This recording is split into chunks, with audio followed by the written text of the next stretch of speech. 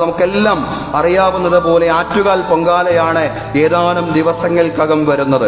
വേറൊരു വിശ്വാസവുമായി ബന്ധപ്പെട്ടതാകയാൽ അതിൻ്റെ ആചാരങ്ങളിലും ചടങ്ങുകളിലും നമ്മൾ പങ്കാളികളല്ല. പക്ഷേ കുറേ സഹോദരിമാരും കുട്ടികളും തിരുവനന്തപുരം നഗരത്തിലേക്ക് അതിഥികളായിട്ട് എത്തുന്ന സന്ദർഭമാണ്.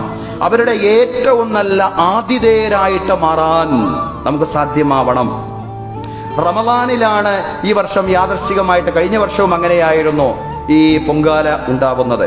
ഏതായാലും റമദാനിൻ്റെതായ ഏറ്റവും നല്ല സന്തോഷത്തിൻ്റെ, സാഹോദര്യത്തിൻ്റെ, സ്നേഹത്തിൻ്റെ അനുഭവങ്ങൾ അവർക്ക് സമ്മാനിക്കുവാൻ, നമ്മുടെ സഹോദരിമാർക്കും അതുപോലെ തന്നെ അവരുടെ കുട്ടികൾക്കും സമ്മാനിക്കുവാൻ നമുക്ക് സാധ്യമാവണം. കുടിവെള്ളവും റമദാൻ വിഭവങ്ങളുമെല്ലാം അവർക്ക് നാം സമ്മാനിക്കണം. അവർക്ക് വിശ്രമിക്കാൻ സൗകര്യം ചെയ്തു കൊടുക്കണം. നമ്മുടെ മസ്ജിദുകളും വീടുകളുമെല്ലാം അവരുടെ മുമ്പിൽ പൂർണ്ണമായും തുറക്കപ്പെടുന്ന ഒരു സാഹചര്യം തീർച്ചയായും ഉണ്ടാവേണ്ടതുണ്ട്. സ്നേഹവും സാഹോദര്യവും. അതുകൊണ്ട് മാത്രമേ നമുക്ക് ലോകത്തും രാജ്യത്തും വളർന്നു വരുന്ന ഇസ്ലാമോഫോബിയയും വിദ്വേഷത്തെയും പ്രതിരോധിക്കാൻ സാധിക്കൂ എന്നുള്ള പൂർണ്ണമായിട്ടുള്ള ബോധ്യം നമുക്കുണ്ടാവണം സഹോദരങ്ങളെ.